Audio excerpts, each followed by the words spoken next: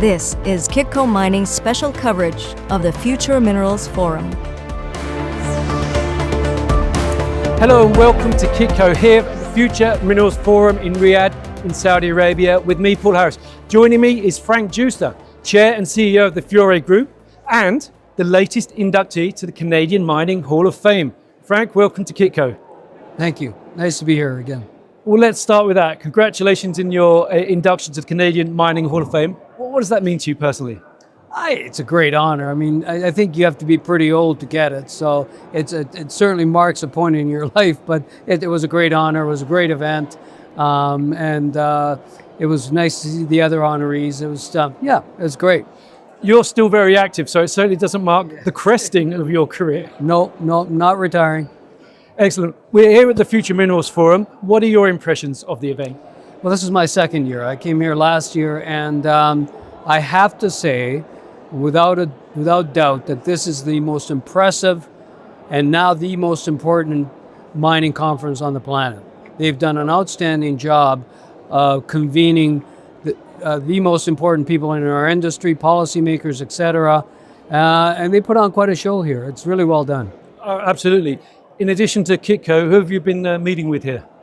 Well, I've spoken on two panels in the main hall on various issues to do with mining and the industry in general.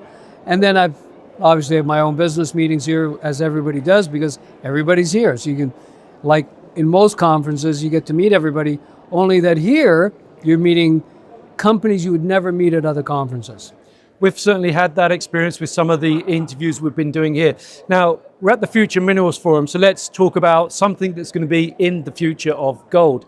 And that is, you recently spoke about the World Gold Council working to create digital gold, a project aimed at revolutionizing how gold is traded and used as a financial asset, as with that it would trade similarly to cryptocurrencies with divisibility down to 1/100th of a gram.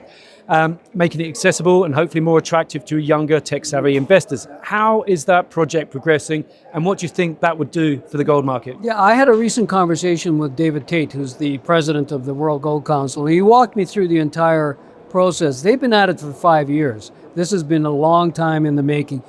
And because it's taken so long, because they're working with the 20 biggest banks, the LBMA banks, all the bullion banks, and what they're projecting now is that 2025 will be the year of laying the infrastructure, because it's all going to be connected through fiber optics.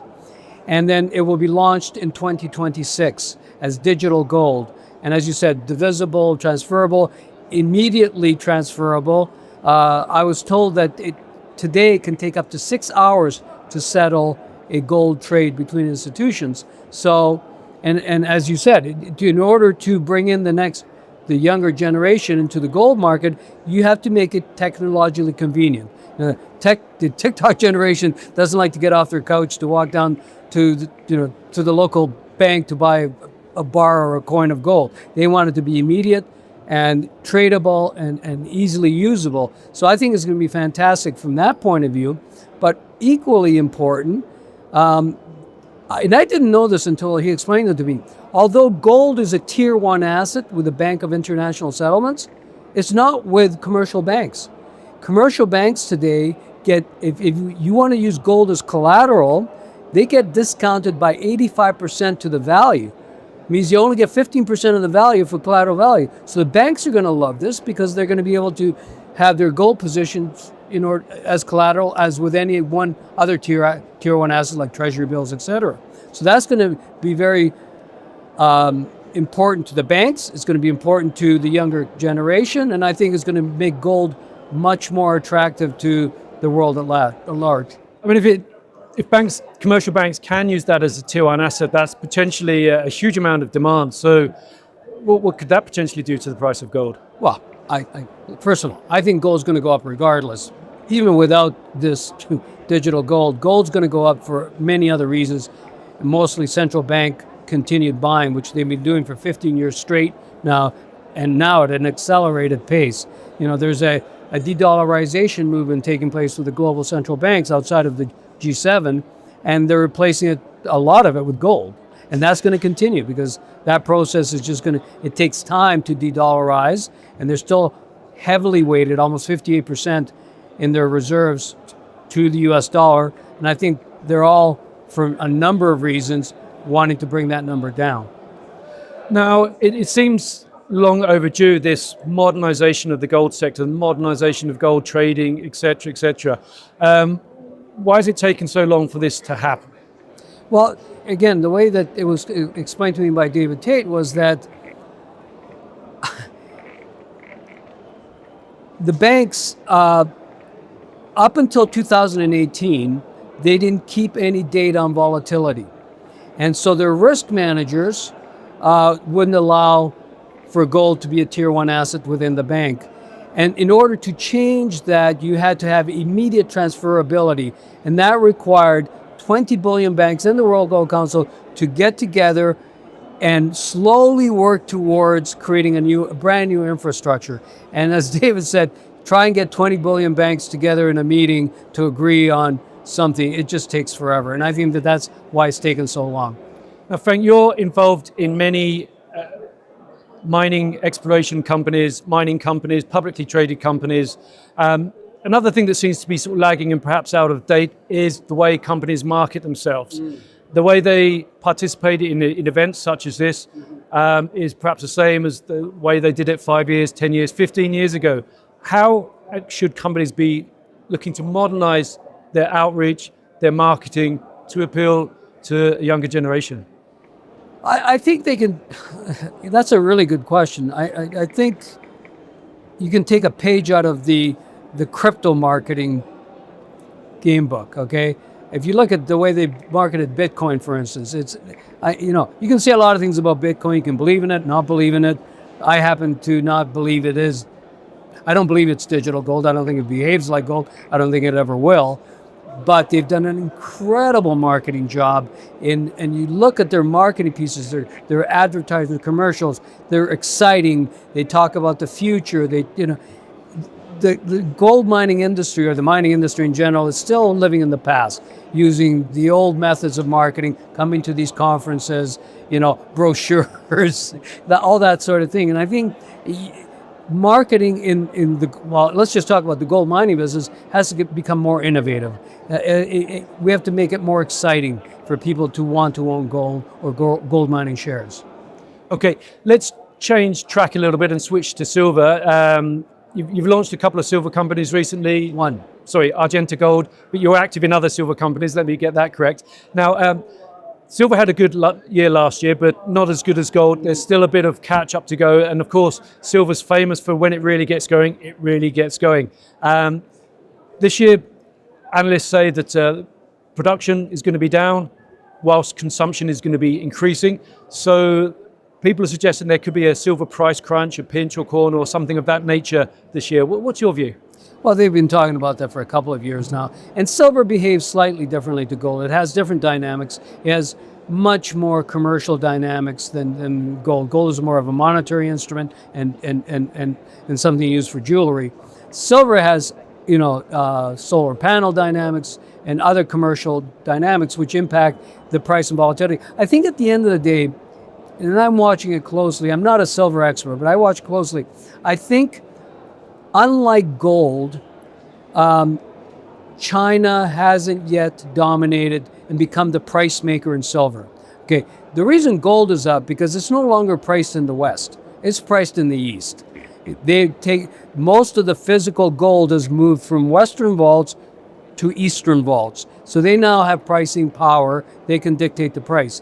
That's not the same for silver. Silver is much more widespread for commercial use. And I think eventually what will happen, my prediction, if gold continues to be on this bull run, silver will always continue to track it. And if it ever gets really crazy, if we have one of those kind of explosive, crazy bull market, silver will outperform. It always does, always has in the past. But I think it will lag until that happens.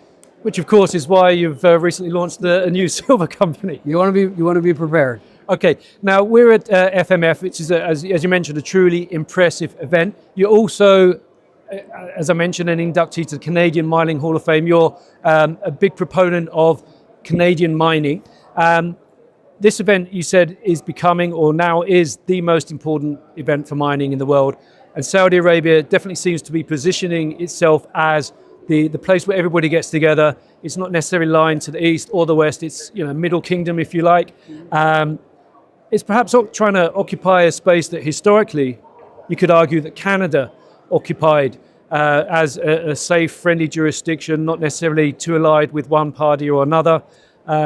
Is that a valid observation? Yeah, I think that it's valid on a couple of points. I think that Canada was the leader in global mining finance. It's no longer.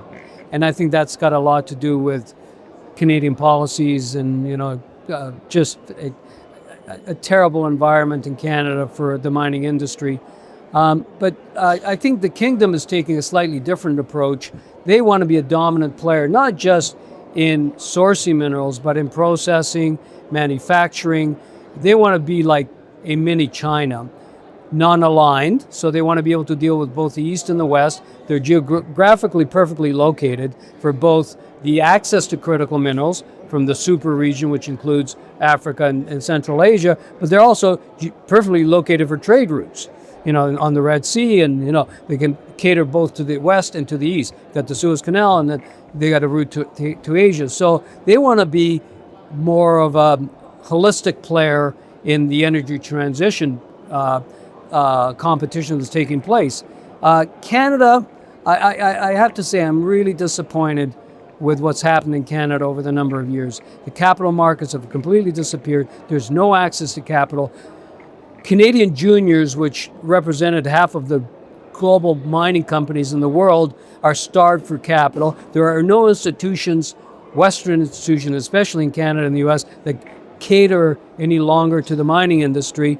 It's all gone towards tech and crypto, and it's very sad. And I think, it really is just, as a Canadian, I'm very, very disappointed.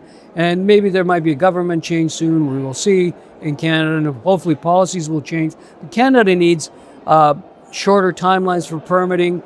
It needs more infrastructure to remote areas. It needs better policies. It needs government involvement in public-private partnerships. We're one of the most richly endowed countries on the planet. It's ridiculous. Second largest land mass in the world.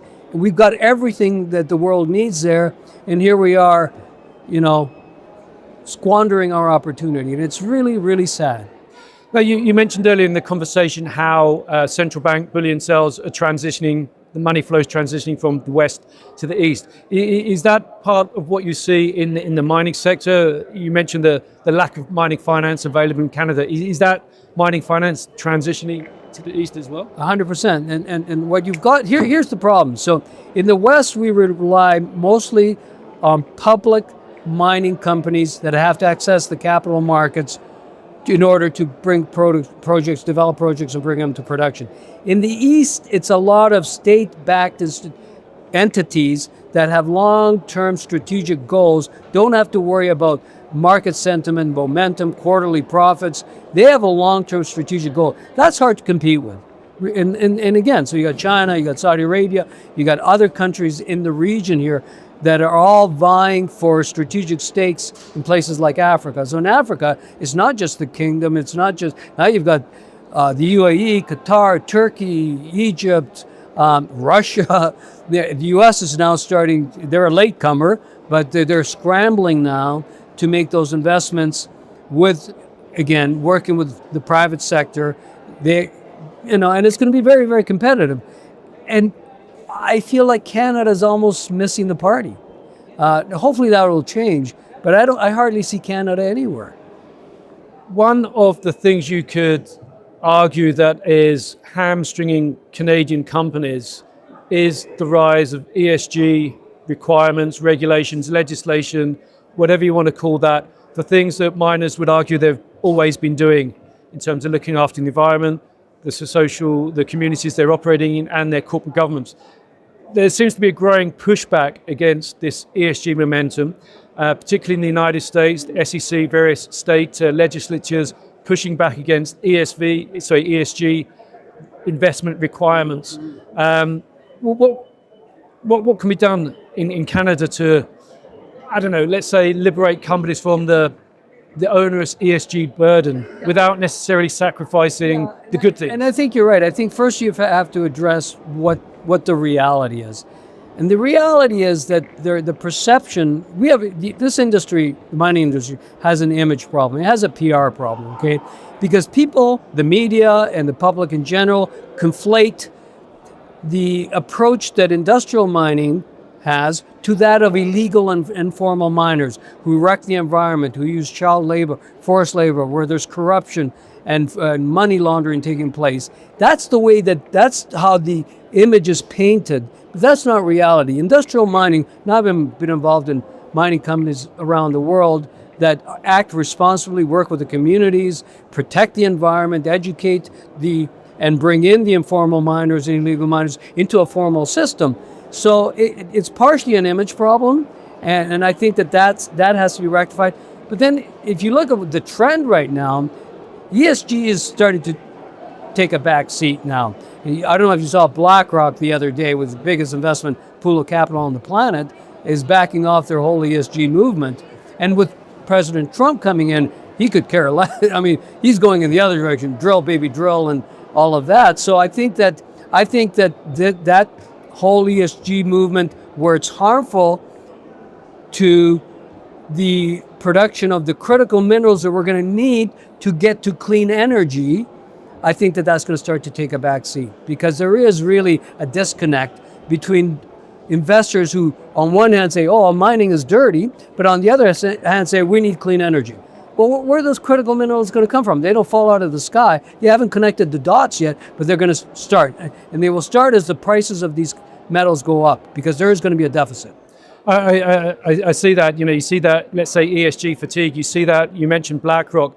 They've been heavily impacted in the United States by different state legislatures, pushing back on ESG investment criteria. I think in the last few weeks, it was the American Airlines Pension Fund, which invests via BlackRock. They had the court said, no, you can't do that anymore. Okay, now you mentioned that next week, the United States has a new president in Donald Trump. He's very pro-resource development. He has also suggested that perhaps Canada could become the 51st state. I'm from the UK, and I've thought for many years that the UK was the 51st state of the United States. Put that aside, you mentioned Justin Trudeau's resignation and the likelihood that Canada's going to have a new government, probably a more conservative government. Would that new government reinvigorate Canada's resource industries, do you think? Well, if Pierre Poilievre actually wins the election, which it looks like he probably will, he certainly has made those gestures to the marketplace that he wants to improve the development of critical minerals. You have to believe what comes out of his mouth. I mean, politicians always say a lot of things when they're campaigning, but I would think that it'll be a big improvement on what the Liberals, how they've conducted themselves over the last number of years, which I think has been very harmful to investment in general in Canada. There's been a huge capital flight out of Canada. And look at our dollar, it's tragic. This shouldn't be happening. We've lost investment capital to other jurisdictions. Our own pension funds in Canada, $3-4 trillion worth of pension funds, don't even invest in Canada. They invest in China, which I find ridiculous, but they're looking for returns. And so you need policy change, you need government involvement, which is happening all over the world. Governments are getting involved directly with the private sector to develop what everybody knows is going to be a huge deficit in the minerals that are going to be necessary to make this energy transition. So one can only hope that a conservative government, if they actually win, will have slightly better policies for this industry. What policies should the new government prioritize to strengthen Canada's resource sector? Shorten those damn timelines for permitting. Come on, it takes 10 to 15 years to get a project permitted in Canada, in most parts of Canada. I've operated in Africa and Latin America, 18 months to 2 years. Once you start the permitting process. How do you compete against that when it takes 10 to 15 years in British Columbia? It's ridiculous. That's number one. Number two, the government needs to start working to create infrastructure in the remote areas of Canada to access those minerals. And that's going to require some vision and some strategy. Okay, let's end our conversation, Frank, focusing on the Fiore Group and its Fiore Group companies. What are some of your goals for this year? What are some of the things you're really looking forward to? You know, I've been doing this a long time. You know, I like to create new companies. If I have a talent, it's that I recognize an opportunity. Let's say it's an asset.